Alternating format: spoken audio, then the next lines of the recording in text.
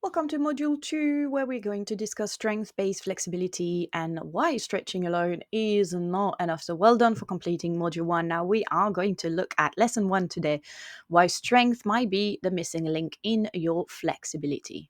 So welcome again. Now that you understand the biomechanics of your flexibility and how to assess your current range, it's time to have a look at one of the aspects of flexibility training that a lot of people overlook, which is strength. So if you ever thought that sometimes you are stretching but you're not seeing progress, that if your splits feel weak and shaky, or if you get deeper but you can't lift yourself back up, then this is where you need to have a look at. So today we are going to cover the role of muscle tension and stability, why flexibility without strength can lead to instability and injury, especially if you're hypermobile. This is so important, and the 3 phases of strength-based flexibility training. So the role of muscle tension and stability in deeper split. Your nervous system control how deep you stretch. We discussed that in the previous lesson. If you try and go in deeper split and you feel your muscle tighten, that's because the nervous system is trying to prevent you from getting injured.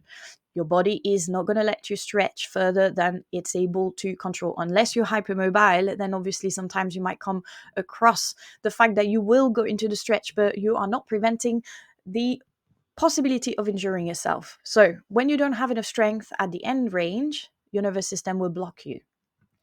And what we want to try and do is getting strong muscle for safer and deeper flexibility instead of weak muscle, which can limit your range and also increase your risk of injury. So, giving you a bit of an analogy, flexibility is like a car, passive stretching is pushing and the gas pedal, but the strength base is the brakes. So, without strong brakes, your body won't let you go at full speed safely because it won't be able to brake and hold you in place.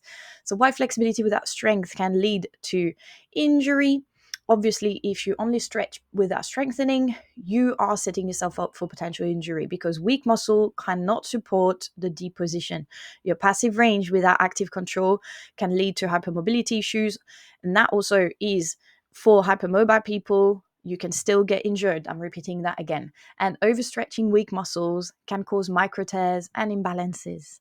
So the solution here is to work on what's called your active flexibility. You probably have heard that.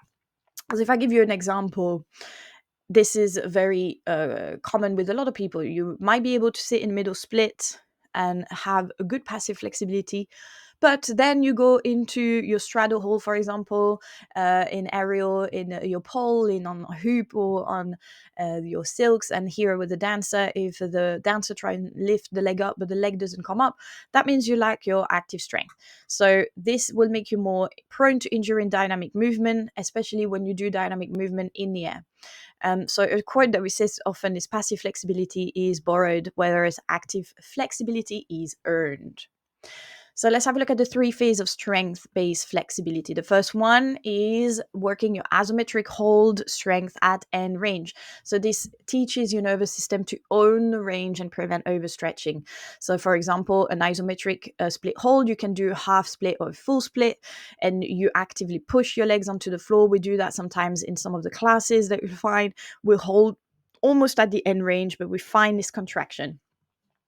The eccentric strength is the lowering range. So when you start lowering down, so from standing or from you holding from your lunge, and you start to lower but without holding onto the blocks, and you slowly slide into the splits over 5 to 8 seconds, that prevents your bouncing into flexibility and work on deeper range. And this is like a lot more for advanced people. So this training flexibility motion, which is for aerial pole and dynamic movement, lifting or holding position without assistance and adding resistance. So you will have, for example, weighted splits lunge. You will have ankle weights. You can hold a kettlebell while you do a straddle, stretch, or splits, for example. The stronger you are in flexibility, the safer and more functional flexibility is going to become. So what have we learned from this lesson? That strength controls flexibility, and without it, you won't be able to go very deep. Isometric, eccentric, and active flexibility, loaded flexibility can unlock deeper range much more safely. And that passive stretching will not get you flexible, but can actually give you opportunity to get injured. So train smart and build strength. So your learning activity for this lesson is to test your passive flexibility, test your active range. So when you go into a split position, half split, full split, lifting the front leg, for example, to test your hip flexor strength, adjusting your training, holding for 3 to 5 seconds, and if you feel difficult, then that means you need a bit more strength, and tracking your progress, and make sure you do keep tracking throughout this program. Next up, we are going to look at the key muscle for split stability and mobility. We already approached this in lesson 1, but now we are actually going to look on how to strengthen those muscles, why core engagement matters, and how to balance strength and mobility for strong long-term flexibility gain. So let's see you in lesson 2.